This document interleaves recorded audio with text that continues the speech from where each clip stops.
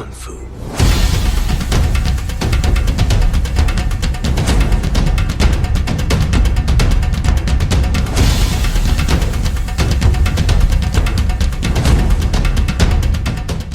What's up, everybody? Welcome to the Comic Guy Movie Show, and today I have another action classic for you in the form of 2009's Sherlock Holmes. Guy Ritchie's Sherlock Holmes, to be more exact, starring Jude Law and Robert Downey Jr. Or Robert Downey Jr. and Jude Law, because Robert Downey Jr. plays Sherlock. But either way, this movie is one of my favorite films. Honestly, it's one of my favorite interpretations of the iconic Sherlock Holmes. Now, Sherlock Holmes is quite frankly one of the greatest pieces created characters in fiction.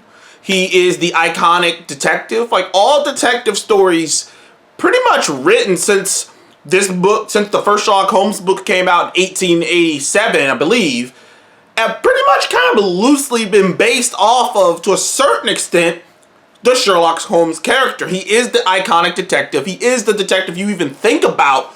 Like, I mean, the whole no duh Sherlock is a saying for a reason, which means that Sherlock Holmes is right up there with Einstein and stuff like that. Like, we all know who Sherlock Holmes is. We all know the iconic imagery of him.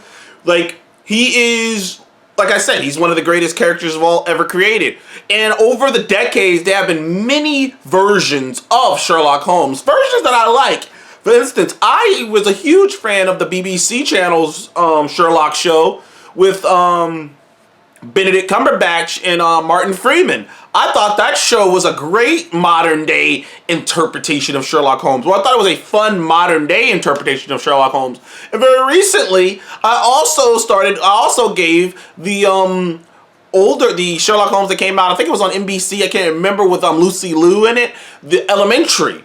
I thought that was also an interesting, fascinating take on the Sherlock Holmes character. And obviously, we got Enola Holmes on Netflix, which is also a different take, because Sherlock Holmes is played by Henry Cavill in that one. So, like, Sherlock Holmes is a character that will live on forever. It's one of those characters that you can just keep coming back to over and over and over again. You know, there's just a couple characters like that just are timeless, and you could just continuously tell a story with these characters and just keep coming back to it. But in 2009, Guy Ritchie, of all people, decided to direct a movie like this. And at the time, Guy Ritchie wasn't really known for this kind of shit. Guy Ritchie was known for more hard shit. Like, you know, like Guy Ritchie was the gangster guy, you know? He was the dude who would do gangster movies and stuff of that nature. So, like, at the time, Guy Ritchie wasn't really known to do PG-13 action movies. But here it is. Obviously, Robert Downey Jr. coming off of his success of Iron Man, because this movie came out, I think, a year after Iron Man, I believe. So Iron Man was a success, and he did this movie. He didn't really, because Robert Downey Jr. did not do a ton of movies between the Iron Man movies.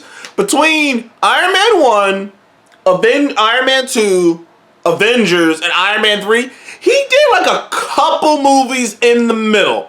But none of them were actually, but the only one that was ever any good was the Sherlock Holmes movies. The Sherlock Holmes movies were the only movies Robert Downey Jr. did between his Marvel movies that were ever any good. Up until recently, obviously, with things like Oppenheimer. But this has always been one of my favorite versions of Sherlock Holmes, because even as much as I love Sherlock Holmes, it's more of usually Sherlock Holmes is told as more of a detective story.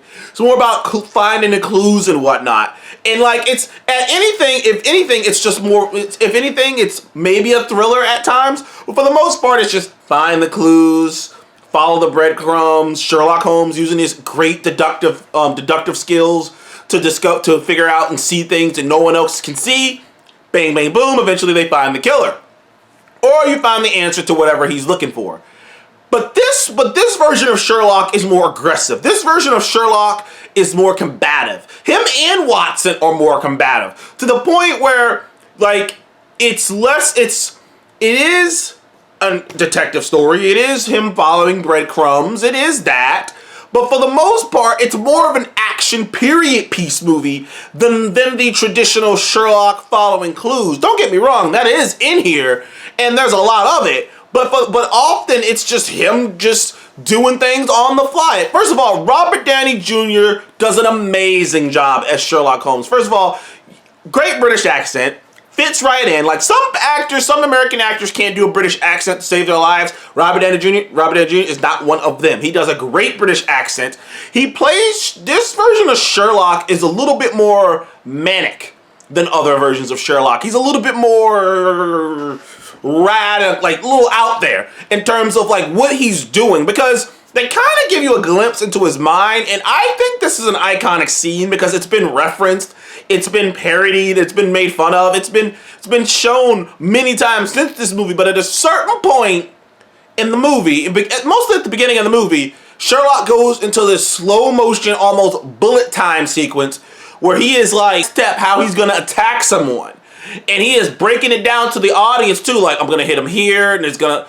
Oh, he's like naming it. Well, from the way he's wincing, it seems like his one, he can't really hear out one ear, so I'm gonna hit him in the other ear. Or the way he's probably a heavy drinker, so I'm gonna hit him in the left. Like him breaking down how he's gonna break down this man before he does it, and then goes through, and then once it gets back to real time, he does it so fast, and it's just like, that shit was cool. When I was a kid and I saw that shit in the movie theater, I thought it was one of the coolest things I had ever seen. And even in the movie, they don't use it that much. Now, they use it more in the sequel that would come out, which is pretty good. The sequel isn't as good as this one, but it's pretty good. But they used it to kind of give you a glimpse into the mind of this version of Sherlock. Because many different versions of Sherlock play his intelligence differently. Some versions play it like it's a mask. Some versions play it like he doesn't bother him at all. But other versions, like this one, play it like the intelligence is a curse. And this one actually kind of shows that with the slow motion thing.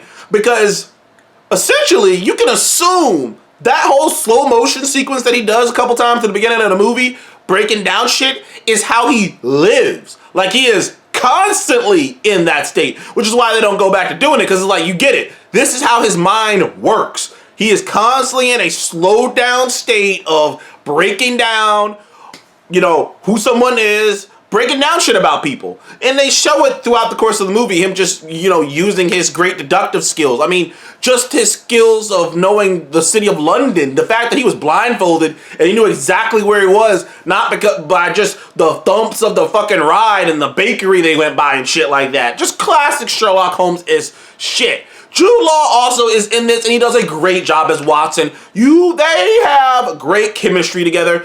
You can just tell he has this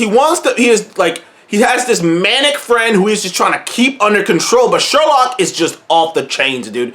The dude's kind of a minor inventor, and he, like I say, I feel like this is the most ambitious, like, out there version of Sherlock, because he's just so more aggressive about everything. Also, it's the first version of Sherlock I had ever seen that wasn't in his traditional clothing. He didn't have the coat. He didn't have the hat. He was more of a mess. His room was a mess. The way he acted was like so frantic, and he would just do things.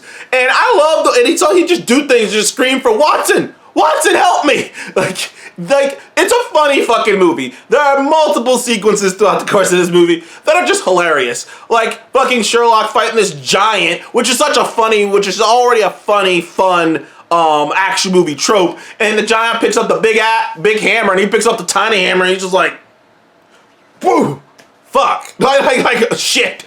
But yeah, Sherlock, like, this movie is one of my favorites. I'm really hoping they're gonna make a third one. Well, they might. Lord knows, Jude Law and fucking Robert Downey Jr. have talked about it plenty of times, and it might happen eventually. But it's the one movie. It's one of the only good movies Robert Downey Jr. managed to make outside of the MCU while he was still making the movies, which is not a normal thing. Like it's not normal. Like, most people don't make good movies while they're still in the MCU. I don't know what it is. I guess it's the schedule, but. It's one of my favorite movies, one of my favorite interpretations of the Sherlock Holmes character, and I always had fun watching it, and the way they use that world and the mystery unfolding, and honestly, it's one of my favorite action movies of all time. And the thing I was going to give, almost forgot. I would give Guy Ritchie's Sherlock Holmes, 9 out of 10. I love this movie, I honestly do. As an action movie, it's probably more of an 8 out of 10, maybe 7 out of 10, because it's more of a period piece, adventure movie, but I still had a blast with it. I will always have a blast with this. Guy Ritchie, freaking Jude Law and Robert Downey Jr.'s chemistry together on screen is just fun. They're just, you really get carried along on the journey with them, and by the time it wraps up, you're just like, well, that was fun. I can't wait for another. And then there was another. Anyway, thank you guys for watching the Comic Game Movie Show. Please like and subscribe, and I'll see you guys on the next one. Goodbye.